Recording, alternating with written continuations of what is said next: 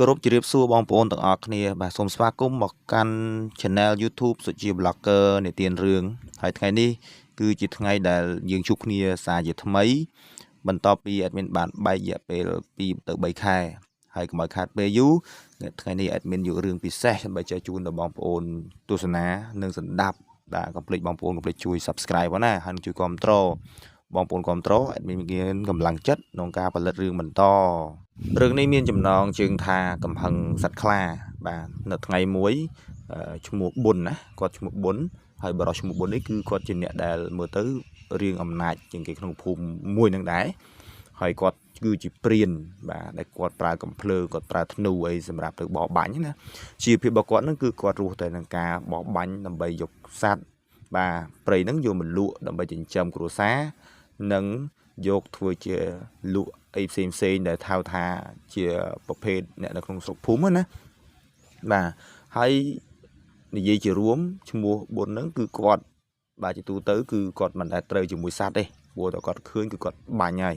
បាទគាត់មិនដែលធ្វើប៊ុនធ្វើអីទេព្រោះគាត់គឺហៅថាព្រានហើយបើនិយាយទៅហៅថាព្រានគឺជាអ្នកបោះបាញ់ដល់ឆ្នើមហើយព្រោះគាត់មិនដែលថាសត្វណាអាចរួចផុតពីកណ្ដាប់ដៃរបស់គាត់ទេស្របពេលដែលគាត់បានឃើញបាទហើយថ្ងៃមួយនោះឈ្មោះប៊ុនហ្នឹងគាត់បានទៅបរបាញ់នៅ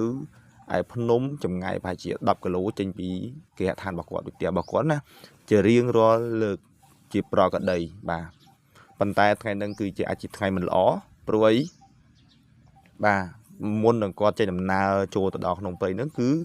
គាត់បានជួបនឹងតាចាស់ម្នាក់ដែលគាត់កាន់ធ្វើច្រត់ក៏ដើរអញ្ចឹងណាហើយគាត់ប្រាប់ថាបងអូនណាថ្ងៃនេះបងអូនមានរាសីមិនល្អទេបងអូនអាចនឹងមានបញ្ហាតាមផ្លូវឬក៏ពេលទៅចូលក្នុងព្រៃអញ្ចឹងបងអូនគួរតែប្រយ័ត្នប្រយែងបើអាចថ្ងៃនេះបងអូនគួរតែនៅផ្ទះបាទដើម្បីយកកម្លាំងសំចិត្តសំបុនខ្លះទៅព្រោះបងអូនធ្វើបាបច្រើនអញ្ចឹងបុនហ្នឹងគាត់អត់ដែលបានស្ដាប់អីលោកអាចារ្យជូរីអីហ្នឹងទេគាត់គឺនៅតែរឹងតឹងព្រោះគាត់គិតខ្លួនឯងថាគាត់រកស៊ីហ្នឹងគឺវាចូល20 30 40ឆ្នាំហើយជាដូនជាតារបស់គាត់អញ្ចឹងណាអញ្ចឹងគាត់មិនដែលមានលឺតែបញ្ហាកើតឡើងទេហើយគាត់ក៏មិនដែលពាក្យតែខ្លាចបាទអបិយជំនឿអីផ្សេងដែរព្រោះគាត់ជាអ្នកកាន់គ្រូអញ្ចឹងគាត់អត់ជឿទេគាត់នៅតែបន្តដំណើរដើរទៅមុខទៀតរហូតបាទរហូតដល់ទីតាំងព្រៃដែលគាត់នឹងចូលទៅព្រោះអីព្រៃហ្នឹងបើនិយាយទៅគឺហៅថាដូចជាព្រៃអាគមអញ្ចឹងដែរបាទបើគាត់ចូលទៅហ្នឹងគឺគាត់ទៅបោះបាញ់ហ្នឹងឯងដើម្បីយកសត្វហ្នឹងមកចិញ្ចឹមគ្រួសារគាត់ជាប្រកដីដូចរាល់ដងហ្នឹងឯងប៉ុន្តែពេលដែលគាត់ចូលទៅគាត់ហាក់ដូចជាប្លែកដែរព្រោះអីពេលដែលគាត់ចូលទៅគឺមានអារម្មណ៍ថាសត្វហើហ្មងបាទពីលើមេឃហ្នឹងមានថាលើដំបូលដើមឈើលើមេឃចុងអីហ្នឹងគឺសត្វហើព្រាតបាទមានថាឃើញគាត់ដូចខ្លាចឬក៏យើងមិនដឹងថាយ៉ាងម៉េចដែរព្រោះអីគាត់មានអារម្មណ៍ថាអារម្មណ៍គាត់ក៏មិនសូវល្អដោយសារមានពាក្យមិនល្អហ្នឹងពីលោកអាចារ្យតាចាស់មួយដែលគាត់ដើរកាត់ឆ្លងច្រាស់គ្នាអំបញ្ញមិញហ្នឹងឯងតែគាត់មិនដែលខ្វល់ទេគាត់ចូលទៅទៀតបាទ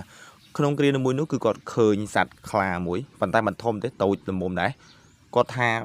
បើរបស់គាត់ឃើញហើយគឺគាត់ត្រូវតែសម្លាប់ហើយបាទយកអញ្ចឹងគាត់បាញ់សត្វខ្លាហ្នឹងបាទគាត់បាញ់ក៏ផាំងបាទសត្វខ្លាហ្នឹងក៏បានស្លាប់ទៅព្រួយទូចទេសត្វខ្លាអត់ធំទេវាអាចជាកូនខ្លាជារឿងមិនល្អមែនតើពួកគាត់ដើរទៅហ្នឹងវាលន់ឮសំឡេងកំភ្លើងអញ្ចឹងមេរបស់សត្វខ្លាហ្នឹងបានឮក៏ឮមានអារម្មណ៍ថាសង្ហាក់ដែរព្រោះឮកំភ្លើងហ្នឹងឆ្ងាយមិនឆ្ងាយប្រហែលអំពីកូនគាត់កន្លែងតែកូនគាត់ដើរលេងអញ្ចឹងណាអញ្ចឹងគាត់ក៏បានរត់មកបាទក៏បានរត់មកពេលដែលគាត់រត់មកហ្នឹងគឺគាត់ឃើញព្រាននឹងកំពុងតែលើក